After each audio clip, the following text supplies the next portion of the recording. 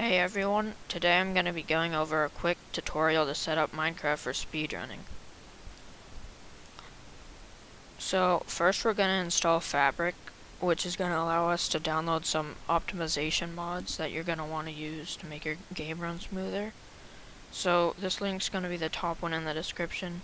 I'm on Windows, so I'm going to use the Windows installer. I'm going to wait for this to finish and click open. And I want to make sure I set this to 1.16.1 because that's the version we're playing on.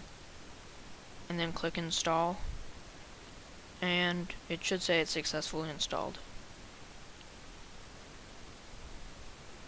To check you did that right, you can open Minecraft, and then if you go to installations and scroll down, it'll probably be at the bottom. You should see something that says Fabric Loader, but I already had it, so it's at the top. Okay, next we're going to download some optimization mods. These are the second link in the description, so I'm just going to click here to download Sodium. It'll tell you this type of file can harm your computer. It's not dangerous, it's just because Windows doesn't recognize this file type, so you can press keep. And now we're going to download Lithium. This will be the third link. Same thing. And then Phosphor. These mods are all legal for speedrunning, but Optifine isn't, so if you plan on speedrunning 1.16.1, you should use these three. So now we need to put these mods in our mods folder, so go to your file explorer and find them in your downloads, and then in your search bar you can type run, and then %appdata% will bring you here. So your Minecraft folder will probably be in here. It's called .minecraft. Just open that up, and then you want to find mods. I already have these, so they're in here, but you just want to drag and drop them in like that. I'm not going to, but so that's how you download those. It's pretty simple. So now we're going to talk about downloading LiveSplit. So this is the fifth link in the description, so you just want to click the download button right there, and it'll give you a zip file. I'm just going to wait for it to finish.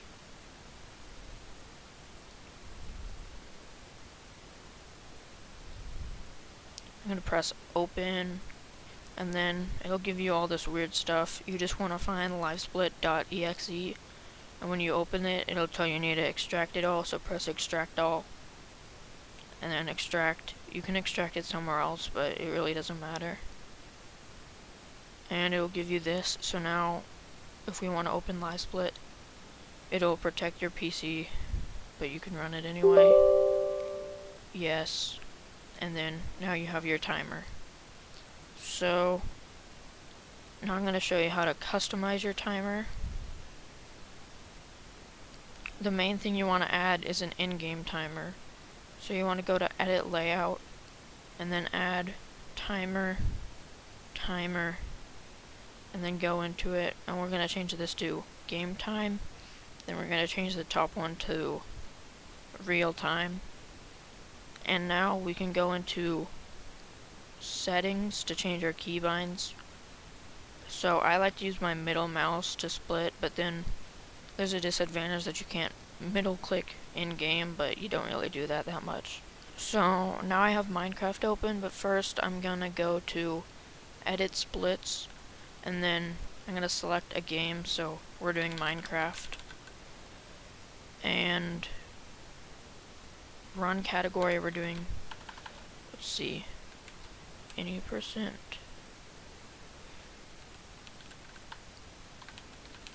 There we go. Okay, Minecraft Java Edition, any %, and then we're gonna do an in-game timer, and then it'll find your Minecraft folder, but it can be changed in the settings page as it says here. But unless you haven't moved your Minecraft folder, it should just be fine, but you can change that if you need to.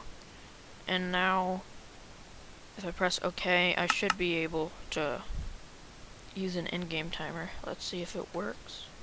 So if we join Minecraft, it should work. Yeah, so if you look at the top timer, the real time just counts up like you would expect, but the bottom is stuck at 0.1. That's because the game time only updates every 5 minutes in Minecraft, or if you save the game, so if I escape, it should update. It was a little off because I didn't start the timer, but you can see we get our in-game time. That's what we want. And the reason why we use in-game time is because if you have a slower computer, it might take longer to load, which isn't fair. So that's why we use in-game time. And that's the main timer that we use when we time speedruns. Another thing I like to use with LiveSplit is called an auto splitter. So if I go edit splits and then settings and then enable auto splitter, it only works in 1.12 plus, but 1.16 works.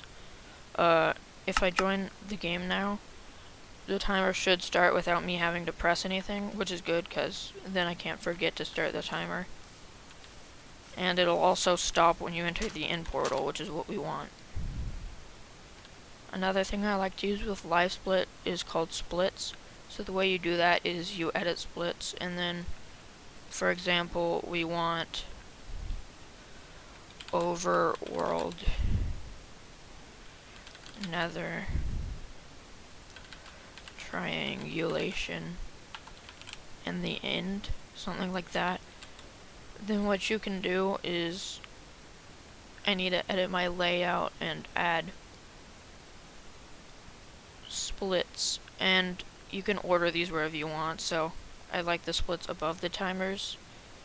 So now if I press my split button, which is the same as your start button, it'll go between the splits, so you can press it like when you're done with the nether and stuff like that, so you can see how long each segment takes. That's what those are for. Okay, so now that we have everything we want on our timer, we can just make it look better. So we can go to edit layout and then layout settings, and so if we want to, we can, let's see, we can make this 4 because we only have 4 splits, so that's why there's such a big gap here. And that already looks better. And then we can, if you want, put lines between them, and you can like change colors and change the height and stuff like that. I'm not going to go that far into depth, mainly because I don't really know what most of this stuff does, and also I'll leave a more in-depth tutorial in the description if you want to get more detailed with it, but you really don't need that much. This works perfectly fine. Well, I made that timer really small, but you get the point. And then if you also want to, you can add, like, for example, text and say,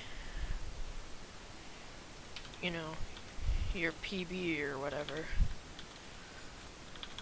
1112.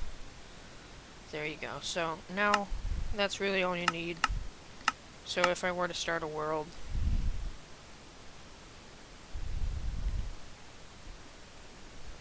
you can see everything works. The timer starts, and then if I just put a portal, pretend I got another legit, press my split button, and now my split changes and I'm in the nether. So it's pretty simple. It's really all you need. Another thing you can do if you want is you can add, where is it? A title which will say Minecraft Java Edition, and it'll count the amount of attempts you have, which is pretty cool. And yeah, that's mainly it. Like I said, I'll leave a more in-depth LiveSplit tutorial in the description. That was made by Linkus, because I really don't know that much about LiveSplit. I just know enough to make it work. So you can see here, this is what my LiveSplit looks like. So I did some cool things. I made it slightly transparent. I also added icons to the left, which is in here. You can just click on that and add a picture. Yeah, you can see there's also the title up here, which shows how many attempts I have and stuff like that. So now we're going to go over what settings you should use. So your FOV is up to you, but I'd recommend something between 80 and 100 probably. Some people play on Quake Pro. I used to play on Quake Pro. Quake Pro works pretty well. And then in video settings, for the overworld, I recommend playing on 25 chunks, but that can be hard to run if you have a slower computer, so just play on whatever you can run. However far you can set it before you're too laggy, that's fine. And then over in quality, you can play on fast if you want to. I'll show you what that does. So what fast does is it does some other stuff, but mainly it makes the leads opaque like this, which I use this when I play set seed, but when I play random seed I just think it looks bad. So usually I leave that on fancy. And then the other things that matter more, well, GUI scale, you can use whatever you want, but that's way too big. I use 4. And then FPS limit, I just have it unlimited. I don't know if that's what I should have it on, but it works well for me. Quality, we went over that. Okay, entity distance is important. You can keep it at 100, but when we get in the nether, it needs to be set to 500. I usually just keep it on 500 because it doesn't make me lag that much. But it can make you lag a lot, so if it does, you can keep it down for 100 and then just set it up to 500 when we get in the nether. Well, we'll talk about that later. And then clouds don't matter. None of this really matters. Advanced, you need to turn off entity culling. That's really important. And it's really easy to miss, so make sure that's checked off. And then unofficial, make sure planar fog is checked. So basically what planar fog does is, I'm in Quake Pro, and if I go in third person, I can sort of shift and see around the fog to see further, which is really useful for finding bastions and fortresses, which there is one right there, which I might not have seen without planar fog. So that's basically what that does. I recommend you have that on, but it's not entirely necessary, I guess, but there's really no reason not to. So another important setting you want to use is called gamma, which is basically just your brightness. The way you use this is you go to run and then %appdata%, and then .minecraft, and you want to find options.txt, and then scroll down until you find gamma. And you want to set this to exactly 5, because any higher than 5 is banned. And then you can just save that. And if you go in Minecraft, it'll make it so you can see underwater and in caves a lot more. So you can see, I can see a lot like further underwater than I usually would be able to. I can see there's like a rune portal over here and stuff like that. So that's what that does. And it's really important for finding shipwrecks and stuff, like we'll get into in the 3rd episode. The last thing I'm going to go over is OBS.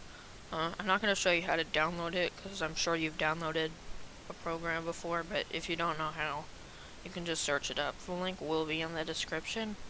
It'll probably look like this, except you won't have all the stuff down here. I'm going to show you how to record your game, so you can actually get your runs verified. So basically what you want to do is you want to add a game capture. You can call it whatever you want. And then I like to set it to capture a specific window, so you can make it capture only Minecraft, which is really useful, and that should be good if you just add that. Okay, so now what we need to do is we need to capture our timer, because right now all this is capturing is Minecraft. So what we want to do is we want to add a window capture, and we can call it whatever we want. And then mine's auto detecting LiveSplit, but you might need to select it from the drop down, and then keep it on automatic, keep all of this, and then deselect capture cursor. And now it's just showing up in the top left of the screen, because this box is where your screen's gonna be. So you can right click on it and then go transform, edit transform, and then you can use these to move the position. So say I want to move it down or like that. I think there's probably an easier way to do this, but I'm really not that amazing with OBS. But say I want my timer right there, and then you can also change the size and stuff like that. If all of this is too complicated and you just want to record your Minecraft, you can just add a display capture and and that'll just record your entire screen. But the problem with that is it'll also record any other overlays you have. So the reason why I use a game capture is because I like to watch YouTube when I do my speedruns, and that won't pick that up. But if you just use a display capture, it'll pick everything up. So that's why I don't do that, but it really doesn't matter. So that's gonna be it for this part 1, but in the next video we're actually gonna start speedrunning. We're gonna get into villages and the overworld and stuff like that, so that's gonna be fun.